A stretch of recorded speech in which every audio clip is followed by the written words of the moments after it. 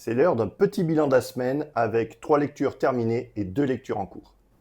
Alors, en premier livre terminé, on trouve Alchemize de Sen Lin Yu, qui est une revisite de sa fanfiction qui avait été écrite, Manacled, et gratuite en ligne, qui en fait reprenait les personnages d'Harry Potter, Draco et Hermione. Donc c'était de la fanfiction, et là on retrouve donc la même histoire, mais les noms des personnages ont changé et certains des lieux également. Donc là on est sur de la dark fantasy, attention c'est très violent, c'est pas à mettre entre toutes les mains. C'est un gros pavé, 1000 pages à peu près, qui est dense, c'est pas facile de rentrer dedans, mais une fois qu'on est dedans, qu'on accroche, voilà, on peut pas le laisser poser sur la table, et ça se lit finalement assez rapidement. Alors par contre, il y a beaucoup de hype autour de ce tome.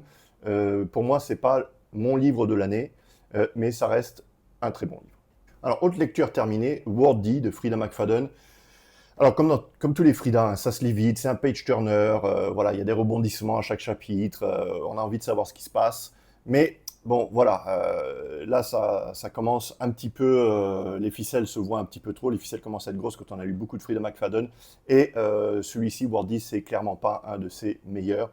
Donc, j'ai envie de dire, si vous aimez bien Frida, oui, lisez-le, parce qu'encore une fois, ça se lit très vite, ça se lit très bien. C'est parfait entre deux gros bouquins, de grosses fantaisies, de se lire ça, voilà, le soir, vite fait, bien fait.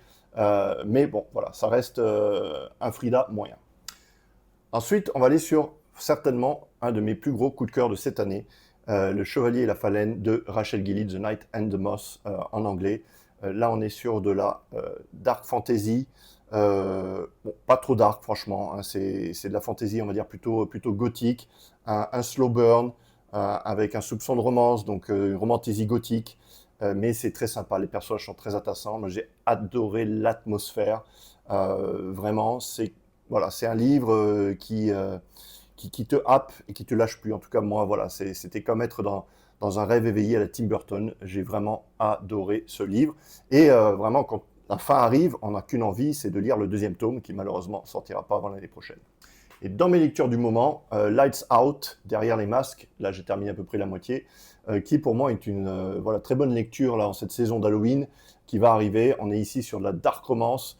Alors une dark romance qui est plutôt avare au niveau des scènes, on va dire violentes et gore, ce qui d'ailleurs me va très bien. Et par contre, pas du tout avare en ce qui concerne les scènes bien spicy, les scènes de smut. Donc si vous aimez votre dark romance plus sexy que gore, je pense que Lights Out vous plaira. Bon, j'en suis à la moitié, hein, donc autant la violence va se déchaîner peut-être dans la deuxième partie, mais je vous dirai ça dans un avis dans les prochains jours. Et enfin, deuxième lecture du moment, ben là je viens juste de le commencer, Rose in Chains de Julie Soto, alors qui est aussi, encore une fois, une revisite en fait d'une fanfiction, encore une fois, autour des personnages de Draco et Hermione de Harry Potter. Donc là, pareil comme dans Alchemized, les noms des personnages ont été changés. On est ici, encore une fois, sur de la dark romantasy. Je viens à peine de le commencer, donc je ne vais pas me prononcer dessus.